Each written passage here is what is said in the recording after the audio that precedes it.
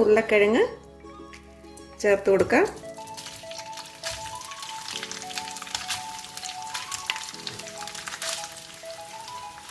നന്നായിട്ട് മിക്സ് ചെയ്ത് ഇത് വഴറ്റിയെടുക്കണം.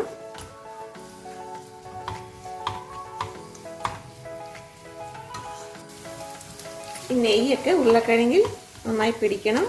കളറൊന്ന് മാറുമ്പോൾ നമുക്കിതിലേക്ക് പഞ്ചസാര ചേർത്ത് കൊടുക്കാം.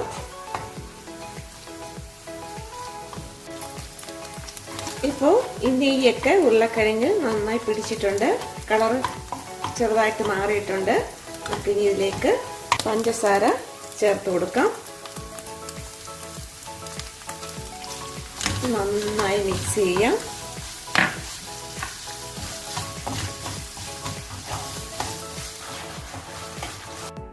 പഞ്ചസാര ചേർത്തപ്പോൾ ഇതിൻ്റെ കൺസിസ്റ്റൻസി മാറിയിട്ടുണ്ട്.